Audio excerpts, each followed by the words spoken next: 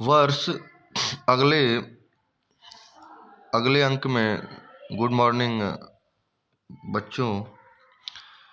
आपके अगले एपिसोड में मैं आपको क्वेश्चन सॉल्व कराऊंगा। वर्ष 2016 में एक कॉलेज में छात्रों की कुल संख्या 2500 है। इसमें से 55% लड़के हैं और बाकी लड़कियां हैं। तो छात्रों की कुल संख्या में 12% की वृद्धि हुई यदि लड़कों और लड़कियों के बीच का अनुपात पिछले वर्ष से बदलता नहीं है तो वर्ष 2017 में कॉलेज में लड़कियों की कुल संख्या ज्ञात करिए। तो बाबू पहले तो 2016 में एक कॉलेज में छात्रों की संख्या कितनी है? छात्रों की संख्या है बराबर 2500। ठीक, इतना ध्यान में आ गया। और ये 12% की वृद्धि हो जाती है ना 2017 में वृद्धि हुई लड़की लड़की के बीच का अनुपात। तो 2017 में ये अनुपात ये 2500 गुणे 112/100 कटा। ठीक हो गया। 25 दूना का 50 0 5 25 के 25 30 के 0 3 25 के 25 3 28। आपका टोटल हो जाएगा 2800। बॉयज़ एंड गर्ल मिलके आपका 2800 हो गया। ठीक, अब हम यहाँ अनुपात क्या दिया है 2016 में?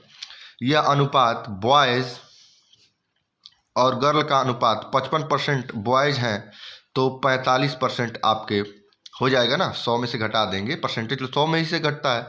तो बॉयज़ 55 हो जाएंगे और गर्ल 45 हो जाएंगे। ठीक, तो आपका अगर इसको काटेंगे तो 5 का में 5 5 का में 5 5 9 45 11:9। ठीक, ये चीज़ समझ में आ गया। अब ये कह रहा है कि 2017 में उन लड़कों लड़कियों के बीच का अनुपात पिछले वर्ष में बदलता नहीं है। इस चीज़ का हमेशा ध्यान दीजिए। तो 2016 में जो अनुपात रहा है वही 2017 में भी अनुपात रहेगा, है ना। 2017 में भी वही अनुपात रहा है। ठीक है, इस चीज़ का ध्यान हमेशा रहे। तो अगर कह रहा है कि 11:9 2800 हो गया तो लड़कियों की संख्या पूछ रहा है, गर्ल्स की संख्या पूछ रहा है। तो लड़कियों की संख्या बाबू कितनी है? गर्ल की 9 है ना। तो कुल मिला के 11 9 20 20 किसके बराबर है? 2800, क्योंकि 2017 में यही तो हुए हैं। तो अब यहाँ करेंगे 20 बराबर 2800, है ना। तो एक बराबर क्या होगा? ये 0 से 0 कट जाएगा। 2 के में 2 2 चौके 8 140 हो जाएगा, है ना। एक बराबर हो जाएगा 140। तो लड़कियों की संख्या कितनी है बाबू? 9 है ना। तो 9 किसके बराबर होगा? 9 किसके बराबर होगा? ये 9 किसके बराबर होगा? तो 9 गुणे 140 बराबर हो जाएगा 9 0 0 9 चौके 36 के 6 9 के में 9 3 12 1260 आपका आंसर हो जाएगा। समझ में आया? 1260 आपका आंसर हो जाएगा। ठीक है, अगला क्वेश्चन है आपका। हम ऐसा है कि बात करने में हम समय इसलिए नहीं व्यर्थ कर रहे हैं कि हमको पढ़ाई से मतलब है। हम बात करके क्या करेंगे, क्योंकि समय बहुत बहुमूल्य होता है, उस चीज़ पे ध्यान देने की बहुत ज़रूरत है। ठीक है, समझ में आया होगा। अब अगला क्वेश्चन है आपका संपूर्ण पृथ्वी पर भूमि और जल का अनुपात 1:2 है। उत्तरी ध्रुव अर्धगोलार्ध पर यह अनुपात 2:3 है। तो दक्षिणी अर्धगोलार्ध पर यह अनुपात क्या होगा? बाबू इसका बहुत आसान, ये क्वेश्चन तो जैसे देखने में तो ऐसा लग रहा है कि बड़ा जटिल है, लेकिन है नहीं। इसको हम ध्यान देंगे तो बहुत आसान है ये। पहले हम क्या करेंगे, एक पृथ्वी बना लेते हैं। गोल पृथ्वी होती है बाबू ना, तो पृथ्वी एक बना लेते हैं। ये हो गई पृथ्वी। ठीक, ये हो गई पृथ्वी। अब इसमें ऊपर उत्तर होता है, नीचे दक्षिण होता है। ये हो गई उत्तरी गोलार्ध। ठीक, और ये हो जाएगा दक्षिणी गोलार्ध। ठीक है ना। अब यहाँ ध्यान देने की जरूरत है, इसका अनुपात है आपका 1:2 और इसका अनुपात है 2:3। अब इसमें बस कुछ करना नहीं है, बस एक थोड़ा सा समझने की ज़रूरत है।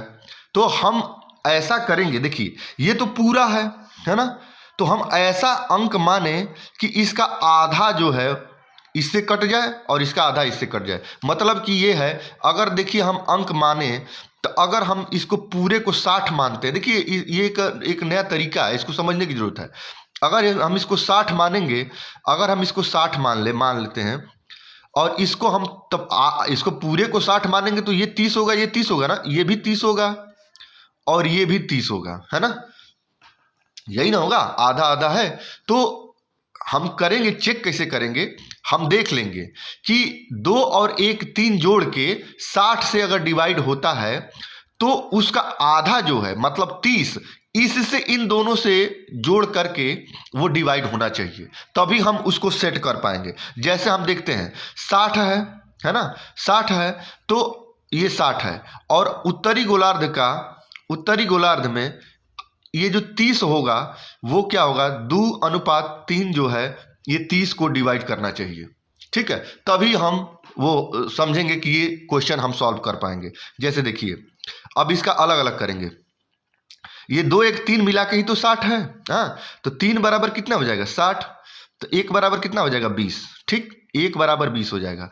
इसमें करेंगे 3 2 5, 5 बराबर कितना हो जाएगा 30, 1 बराबर कितना हो जाएगा 6, समझ में आया, 1 बराबर 20 और 1 बराबर 6, तो अलग अलग निकाल देंगे, है ना, तो कितना हो जाएगा, ये क्या है, भूमि और जल का अनुपात है, मतलब कि ये बी से डिनोट कर लेते हैं,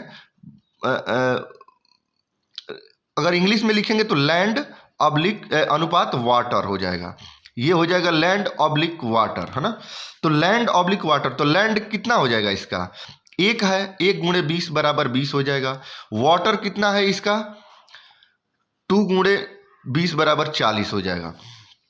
इसका लैंड कितना होगा बाबू, इसका लैंड हो जाएगा 2 गुणे 6 बराबर 12 और वाटर कितना हो जाएगा इसका 3 गुणे 6 बराबर 18, ठीक, अब इतना तो समझ में आ गया। तो भाई जब पूरा का लैंड ये है और ये आधा का लैंड है, ये पूरा का वाटर है, ये आधा का वाटर है, तो अब हम यहां करेंगे तो दक्षिणी गोलार्ध पर क्या होगा, लैंड बराबर कितना हो जाएगा, बड़का में से छोटका घटा देंगे, तो बड़का क्या है बाबू, ये 60 वाला है ना और ये आधा वाला 30 है, तो लैंड कितना हो जाएगा 20 माइनस 12 बराबर 8 हो जाएगा। और वाटर कितना हो जाएगा बाबू, वाटर कितना हो जाएगा, वाटर 40 हो जाएगा, 40 माइनस 18, अभी कितना 18 2 20 22 हो जाएगा ना। अब ये अनुपात आ जाएगा आपका, ठीक है, अब ये लैंड और वाटर का अनुपात अगर हम यहाँ कर ले, तो यहाँ 2 चौके 8 हो जाएगा और 2 कम 2 2 कम 2, ये हो जाएगा, ये 4:11, मतलब ये दक्षिणी गोलार्ध में यह अनुपात 4:11 हो जाएगा। कितना आसान तरीके से हम लोगों ने इसको क्वेश्चन को सॉल्व कर लिया, ये बस समझाने की बात है, वरना 2 लाइन का ही क्वेश्चन है, ठीक है। अगला क्वेश्चन, ये एकदम सेम इसी बेस पे क्वेश्चन है, इसको भी ध्यान से देखने की जरूरत है। अब देखिए अब इसमें समझाने की जरूरत नहीं है, अब इसको मैं क्वेश्चन को सॉल्व करूंगा। अब देखिए, अब इसमें भी एक पृथ्वी बना लेते हैं, ठीक है ना, पृथ्वी बनाए, पूरा संपूर्ण पृथ्वी है ना, संपूर्ण पृथ्वी पर यह क्या हो जाएगा, लैंड ऑब्लिक अनुपात water, land is to water कितना है 1:2 है, ठीक। और यहां पे दिया है देखिए दक्षिणी गोलार्ध पर यह अनुपात, तो दक्षिणी गोलार्ध पर यह अनुपात कितना हो जाएगा 2:4 है, समझिए इस चीज को, है ना। तो इसको अगर हम 60 मानते हैं तो ये 30-30 हो जाएगा, है ना, ये 30-30 हो जाएगा, है ना। तो अब देखिए, अब ये इसका दक्षिणी गोलार्ध पर हो जाएगा लैंड वाटर, दक्षिणी गोलार्ध पर ये लैंड वाटर हो जाएगा 2:4, है ना। इसको हम मान लेते हैं 30, आधा होगा ना, और दोनों को जोड़ के जब ये कटेगा तो इसका आधा भी इन दोनों को जोड़ के कटना चाहिए, तभी ये सेट होगा। ये दिमाग में इतना आपको करना पड़ेगा, सेट आपको करना पड़ेगा, जितनी जल्दी आप सेट कर लेंगे उतना आसान ये क्वेश्चन हो जाएगा, वरना क्वेश्चन ये तो भारी हो जाएगा। अब 3, ये 3 बराबर 60, तो 1 बराबर 20 हो जाएगा, है ना। और ये हो जाएगा 4 दूनी 6 बराबर 30, तो 1 बराबर 5 हो जाएगा। समझ में आया। अब ये करेंगे तो लैंड कितना हो जाएगा बराबर बाबू, तो ये हो जाएगा 1 गुणे 20 बराबर 20 हो जाएगा। वाटर कितना हो जाएगा बाबू, 2 गुणे 20 बराबर 40 हो जाएगा। इसका कितना हो जाएगा बाबू, लैंड 2 गुणे 5 बराबर 10। वाटर कितना हो जाएगा बाबू, 4 गुणे 5 बराबर 20। अब उत्तरी गोलार्ध पर ये कितना हो जाएगा, उत्तरी गोलार्ध पर ये हो जाएगा, लैंड से लैंड घटा दो, 20 माइनस 10 बराबर 10 हो जाएगा। और वाटर कितना हो जाएगा बाबू, 40 माइनस 20 बराबर हो जाएगा 20, है ना। अब इसको ये अनुपात हो जाएगा, लैंड और वाटर का अनुपात हो जाएगा, ये कटेगा तो ये हो जाएगा लैंड अनुपात वाटर इक्वल टू 1:2। ठीक, कितना आसानी से हो गया इस क्वेश्चन। इस चीज़ को ध्यान देने की ज़रूरत है। अगला क्वेश्चन आपको मैं बता रहा हूँ।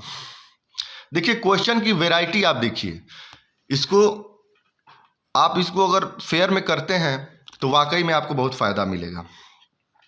अगला क्वेश्चन है, 117 रुपये को ए, बी और सी 1:2 1/2 अनुपात 1/3 अनुपात 1/4 के अनुपात में बांटा जाना था।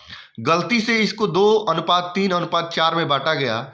इस प्रकार इसमें किसको सबसे ज़्यादा लाभ होगा। हमको बाबू देखो लाभ से मतलब है, किसको लाभ होगा। हमको रुपए से क्या मतलब है, पूछा तो है नहीं कि कितना रुपया मिलेगा, कितना देना है, कितना नहीं, लेकिन ये लाभ से मतलब है तो हम केवल लाभ ही चेक कर लेंगे उतना। ये केवल भटकाने के बारे में दिया गया है। ठीक है, तो ए अनुपात बी अनुपात सी, इसका 1/2, इसका 1/3 और इसका 1/4 है। ठीक है ना।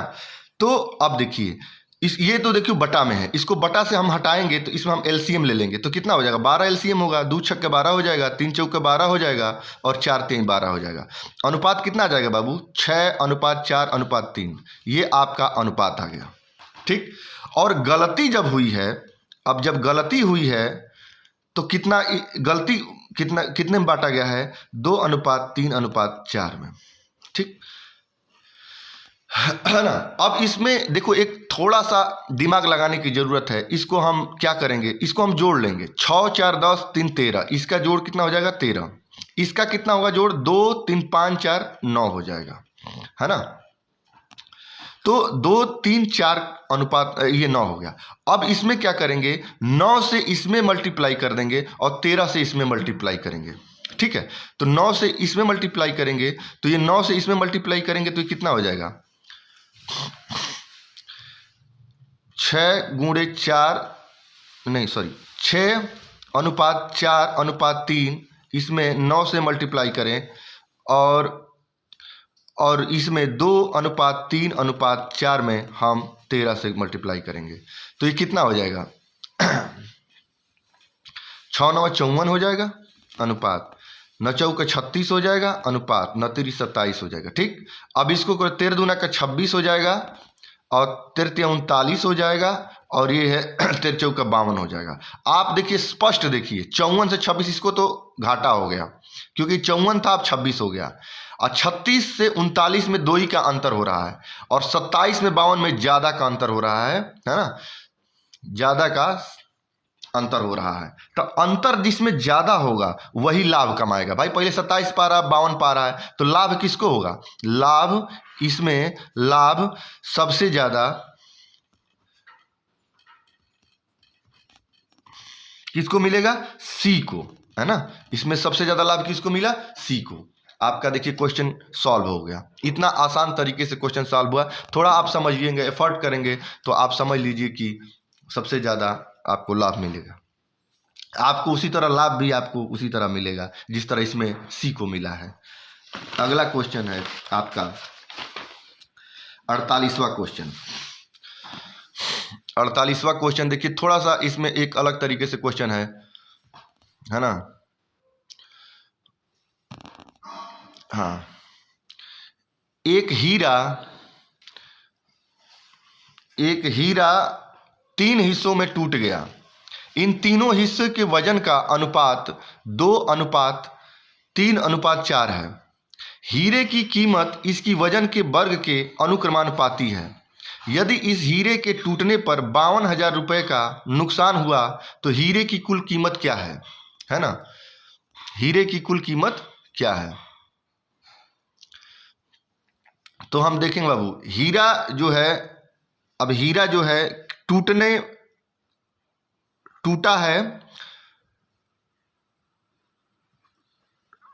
हीरा, और इधर क्या करेंगे, टूटा हीरा इधर हो गया और इधर हीरा लिख देते हैं, है ना? तो टूटा हीरा कितना हो गया, 2:3:4 में है। लेकिन पूरा टोटल हीरा कितना होगा, जिसने जो अगर टोटल हीरा करेंगे तो यही तो जुड़ जाएगा, तो वही पूरा हीरा बन जाता है। तो ये हो जाएगा 4 3 7 2 9, जोड़ देंगे तो ये 9 के बराबर है। ठीक है, अब ये कह रहा है कि इसकी वजन जो है उसके वर्ग के अनुक्रमानुपाती। तो वजन कितना होगा बाबू, इसका वजन अगर हम करेंगे तो इसके वर्ग 2 दूनी के 4, टूटने के बाद वाला है, हाँ, अब प्लस तितली के 9 हो जाएगा, प्लस चचौ के 16 हो जाएगा। ठीक, और बिना टूटे हीरे का वजन कितना है, इसका वर्ग करेंगे तो 81 हो जाएगा। ठीक, समझ में आया? तो अब इसको जोड़ लीजिए, 16 4 20, अब 20 9 29 हो जाएगा, है ना? इसको 29 हो गया और ये हो गया 81।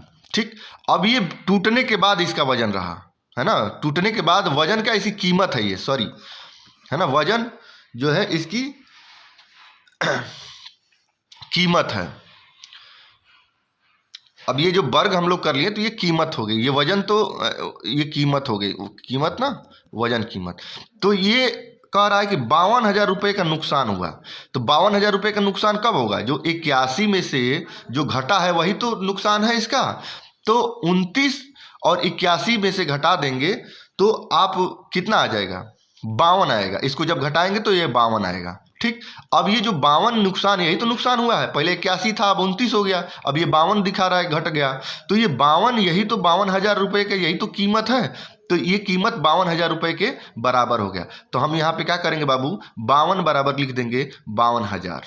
ठीक, तो 1 बराबर कितना हो जाएगा, 1,000, है ना? अब यहाँ से हमको कंडीशन फॉलो हो गया बाबू, अगला हम यहाँ से खेला हो जाएगा, यहाँ से आपका क्वेश्चन सॉल्व हो जाएगा। तो 1 बराबर 1,000, तो कह रहा है कि इसकी हीरे की कुल कीमत पूछ रहा है। तो कुल कीमत बाबू कितना है, हीरे के वजन के वर्ग के अनुक्रमानुपाती। तो पहले 9 था, उसका वर्ग की 81, यही तो आपका वजन है। तो 1 बराबर 1,000, तो 81 गुणे 1,000 बराबर हो जाएगा 81,000। आपका यही ये रुपया इसका वजन हो जाएगा। ठीक है, समझ में आया? इतना आसान तरीके से समझ में आ गया होगा। अगला क्वेश्चन आपका, एक पत्थर के टूटने पर उसकी वजन का अनुपात। अब देखिए, पहले वजन देखिए, वजन का अनुपात बाबू टूटने के बाद कितना हो गया, 1:2:3:4 है। बिना टूटे इसका वजन कितना था, 4 3 7 7 2 9 1 10 था, है ना? अब ये वजन हो गया, ये टूटने के बाद हम लिख लें यहाँ टूटने पर, है ना? और यहाँ लिख दे बिना टूटे, है ना? बिना टूटे इसका वजन है। अब यहाँ से क्या करेंगे, कह रहा है कि इसकी कीमत जो है टूटे पत्थर के वजन के वर्ग के अनुक्रमानुपाती है। तो अब यहाँ कीमत इसका कितना हो जाएगा बाबू, कीमत यहाँ से अब लगाएंगे तो 1 का वर्ग 1, 2 का वर्ग 4 और 3 का वर्ग 9 और 4 का वर्ग 16। इसका कितना हो जाएगा, 10 का वर्ग कितना हो जाएगा, 100 हो जाएगा। ठीक, अब इसको हम जोड़ लेंगे, 16 4 20 20 और 9 1 10 30 हो जाएगा। और ये कितना हो जाएगा बाबू, 100। अब देखिए, टूटने पर इसका 30 है कीमत और टूटने बिना टूटे इसकी कीमत 100 है। ठीक है, तो अंतर कितना आया, 70 का। ठीक, 70 का अंतर आया ना, यही तो इसका नुकसान हुआ है। बिना टूटे 100 रुपये में बेच रहा है और टूटने के बाद 30 रुपये में बेच रहा है, तो 70 रुपये का अंतर नहीं हो गया। लेकिन ये 70 जो है ये किसके बराबर है, टूटने पर 700 रुपये का नुकसान हुआ। तो ये जो कितना है बाबू, 70 जो है ये किसके बराबर है, 700 के। यहाँ काटेंगे तो ये 7 कम 7 7 कम 7, 1 बराबर 10 हो जाएगा। ये आपका आ गया 1 बराबर 10। तो इसकी कीमत कितनी हो जाएगी बाबू, कीमत कितनी हो जाएगी, कीमत 100 के बराबर है ना? कीमत किसकी बराबर है, 100 के बिना टूटे। तो 100 किसके बराबर बाबू, 10, मतलब 1,000 इसका आंसर हो जाएगा। इसका रेट कितना हो जाएगा, 1,000। समझ में आया? अब अगला क्वेश्चन,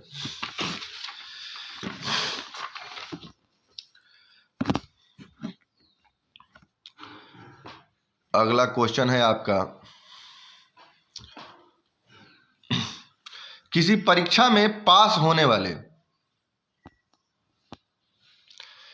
किसी परीक्षा में पास होने वाले की संख्या का फेल होने वाले संख्या से अनुपात 25:4 था, है ना। दूधला कहाँ आ रहा है यार,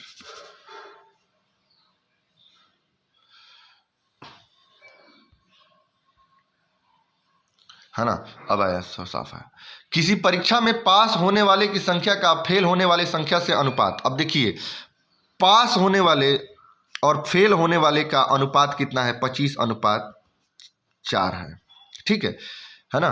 परीक्षा में दी हुई तथा फेल होने वालों की संख्या 2 कम है, तो यह अनुपात लास्ट में कितना होता है, ये हो जाता है 22:3। बाबू देखिए, ध्यान दीजिए, अब ये पास होने वाले हैं, ये फेल होने वाले हैं। अगर हम इसको ये करें कि परीक्षा में बैठने वालों की संख्या अगर पूछें और फेल होने, क्योंकि देखिए जो बात कर रहा है 5 और अधिक परीक्षा दी होती, मतलब परीक्षार्थी की बात हो रही है, और कंडीशन फेल होने वाले की बात कर रही है, तो हम परीक्षा के हिसाब से और फेल होने के हिसाब से अनुपात को हम वो कर लेंगे।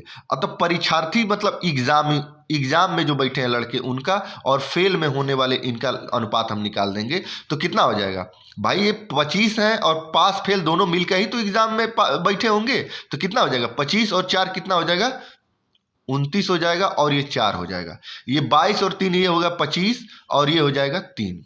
अब समझ में आया, इतना तो समझ में आया होगा। अब यहां से हम खेला कर लेंगे, अब यहां खेला हो जाएगा। तो ये कह रहा है कि 5 और अधिक परीक्षा दी होती है, तो 5 अगर अधिक परीक्षा दी होती है तो यहाँ +5 होगा, और ये कह रहा है कि फेल होने वालों की संख्या 2 कम हो जाती, यहाँ -2 होता, कम हो जाती, तो हम यहाँ क्या करेंगे, तिर्यक मल्टीप्लाई कर लेंगे, है ना, और यहाँ से तिर्यक मल्टीप्लाई कर लेंगे, यहाँ से तिर्यक मल्टीप्लाई कर लेंगे, तो कितना हो जाएगा, है ना। अब तिर्यक मल्टीप्लाई करिए तो आपका ये हो जाएगा 29 तिया कितना हो जाएगा, 87 हो जाएगा ना, ये हो जाएगा 87, है ना, 29 तिया कितना हो जाएगा, 87, और ये हो जाएगा 25 चौका 100, और इसमें अगर मल्टीप्लाई करेंगे 3 × 5 = 15, ये हो जाएगा 25 दूना का 50, है ना। तो अब इसमें और इसको घटा देंगे, है ना, ये हो जाएगा, तो यहाँ घटाएंगे तो कितना हो जाएगा, 87 में 100 में से घटाएंगे तो कितना हो जाएगा, 87 और 3 90 13 हो जाएगा, है ना, और इसको घटाएंगे तो कितना, 15 माइनस माइनस प्लस कितना हो जाएगा, 65 हो जाएगा। अब ये 13 और 65 को हम बराबर कर लेंगे, तो 13 बराबर कितना हो जाएगा, 65, तो 1 बराबर कितना हो जाएगा, 5, ठीक है। अब यहाँ से कंडीशन मालूम हो गया बाबू, अब यहाँ से काम हो जाएगा आपका। तो कह रहा है कि परीक्षा में बैठने वालों की संख्या क्या होगी, तो परीक्षा में बैठने वालों की संख्या कितना है बाबू, 29 है ना, परीक्षा में बैठने वालों की संख्या कितनी है, 29, यही तो परीक्षा में बैठे हैं शुरू में, तो 1 = 5, तो 29 × 5 कितना हो जाएगा, 45 के 5 4, 5 × 10 4 14, 145 जो लड़के हैं वो परीक्षा में बैठे हैं, इस चीज़ का ध्यान दीजिए। अब अगला क्वेश्चन, चूंकि समय नहीं है, उसको जल्दी जल्दी सॉल्व किया जाए, जो बच्चों को समझ में आए वैसा किया जाएगा, ठीक है। इस क्वेश्चन का तरीका अपने जहन में होना चाहिए, आपके दिमाग में होना चाहिए, कि जैसा ही क्वेश्चन आए आपको तरीका मालूम रहेगा, तो आपको खटाक से आप इसको क्वेश्चन को कर लेंगे। अगला क्वेश्चन है आपका, अब देखिए सेम क्वेश्चन है, थोड़ा सा अंतर है अनुपात का, बोला रहा, किसी परीक्षा में उत्तीर्ण होने वाले परीक्षार्थियों की संख्या अनुत्तीर्ण होने वाले परीक्षार्थियों की 4 गुनी है। अब देखिए यहाँ भी पास हो गए और फेल हो गए, ठीक, तो परीक्षा में उत्तीर्ण होने वाले परीक्षार्थियों की संख्या अनुत्तीर्ण होने वाले परीक्षार्थियों की संख्या की 4 गुनी है। अगर ये 1 है तो ये 4 है, ठीक है, यही तो कह रहा है, 4 गुनी है। यदि परीक्षार्थियों की संख्या पहले से 35 कम होती है तो अनुत्तीर्ण होने वालों की संख्या 9 अधिक होती है, तो उत्तीर्ण होने वाले तथा अनुत्तीर्ण होने वाले परीक्षार्थियों में 2:1 का अनुपात हो जाता है। अब यहाँ क्या हो जा रहा है, 2:1 हो जा रहा है।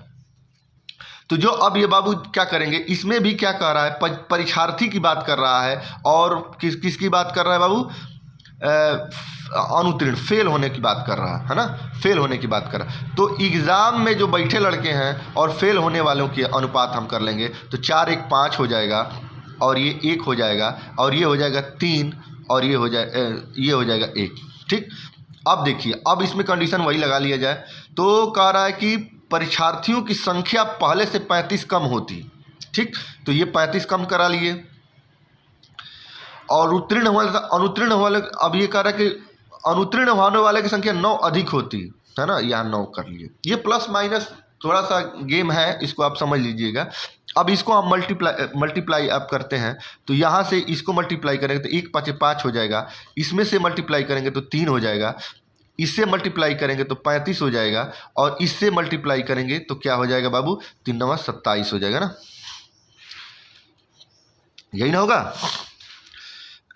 हाँ, यही होगा। अब इसको हम घटा लेंगे। ठीक, ये माइनस है और यहाँ से घटाएंगे तो ये क्या हो जाएगा, ये हो जाएगा, यहाँ से घटाएंगे तो ये 2 के बराबर हो जाएगा, यहाँ से घटाएंगे तो कितना बराबर हो जाएगा, 7 5 12 के 2, हाथ में लगा ले 3 3 2 5 1 6, 62 हो जाएगा ना, 62 हो जाएगा ना।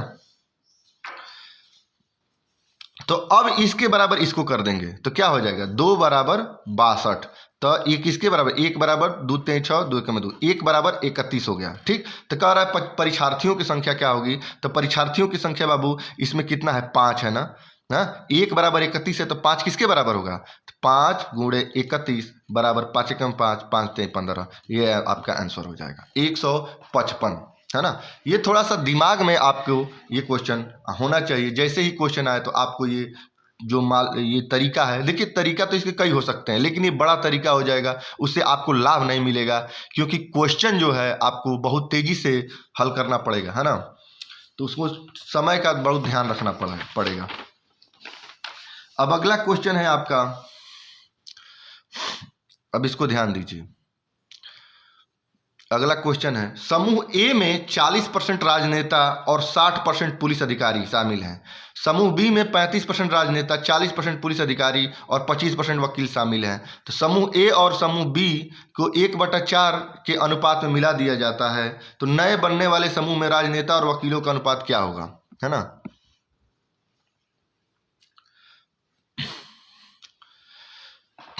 तो अब देखिए, ध्यान दीजिए, समूह ए और समूह बी, है ना, समूह ए और समूह बी।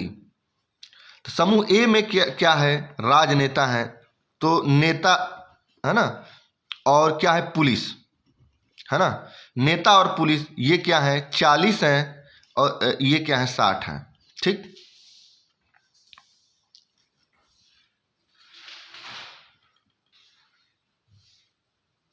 नेता 40। अब इसमें कितना है बाबू, इसका ध्यान दीजिए।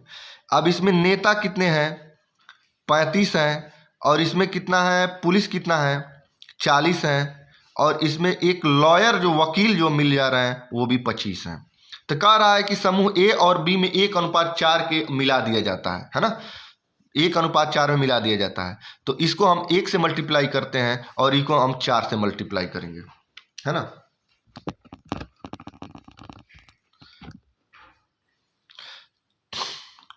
तो इसको हम 1 से मल्टीप्लाई करेंगे तो 40 हो जाएगा और 60 हो जाएगा। इसको करेंगे तो 4 पंजे 20 के 0, 2 4 3 12 2 14 हो जाएगा, 4 चौके 16 160 हो जाएगा, और ये 100 हो जाएगा, है ना। इतना ध्यान रहे। अब इसको हम क्या करते हैं, अब ये मल्टीप्लाई हो गया तो मिला लेते हैं। इसका नेता और इसका नेता कितना हो गया, 140 और 40 और प्लस 140, क्योंकि मिला लिया गया। ठीक, और इसमें वकीलों के हिसाब से, और वकील इनका अनुपात, लॉयर और नेता, है ना, लॉयर और नेता आपका वो हो गया, तो ये हो जाएंगे 180 और ये हो जाएंगे 100। अब इनका अनुपात कितना होगा, 0 से 0 कटें, 2 9 18 हो जाएगा और 2 पंजे 10 हो जाएगा, तो इसका कितना हो जाएगा, 9:5। ये आपका आंसर हो गया, सॉरी 9:5 इसका आंसर होगा। 100 यहाँ हम कर लेते हैं, इसको जोड़ेंगे तो 180 हो जाएगा, इसको 100 हो जाएगा, 0 से 0 कटा, 2 9 18 2 5 10, 9:5 आपका आंसर होगा। ठीक है, अगला क्वेश्चन है, जब मैं 2 साल का था मेरे भाई की उम्र मेरी उम्र से आधी थी। मेरे भाई की उम्र की गणना करें जब मैं 100 साल का होऊंगा। बाबू इसमें नोट में आप लिख लीजिए, उम्र में अंतर हमेशा बराबर होता है। ठीक, ये चीज हमेशा ध्यान रहे। तो अब देखिए, ये जब आप ध्यान रखेंगे तो कभी भी आपका क्वेश्चन गलत नहीं होगा। अब इसमें देखिए, आपका जब ये 2 साल का था, ठीक, तो इसकी भाई की उम्र कितनी थी? उम्र कितनी थी? आधी थी। अब इसमें अंतर देखिए बाबू, अंतर कितना हो गया? 1 का। अब जब यही अंतर हमेशा सेम रहेगा, जब ये उम्र की गणना जब करेंगे तो जब मैं 100 साल का जब होऊंगा, जब ये 100 साल का होगा तो इसकी कितनी उम्र होगी उसके भाई की? इसमें भी 1 का अंतर कर लीजिए तो 99 साल का होगा। आंसर आपका वो हो गया। बाबू आज का 10 क्वेश्चन बहुत अच्छा लगा होगा आपको, है ना? क्योंकि टाइम और मैं पढ़ाता हूं तो समय का बड़ा ध्यान रखता हूं, इसलिए मैं जल्दी जल्दी क्वेश्चन और जो सबको समझ में आए यही क्वेश्चन हम सॉल्व करता हूं। बाबू ध्यान दीजिए और इसी तरह आप लाइक करिए, सब्सक्राइब करिए और लोगों को भी लाभ पहुंचाइए। ये हमारी एक इच्छा है, तो आप थोड़ा सा प्लीज़ इसको सब्सक्राइब करिए और लाइक करिए।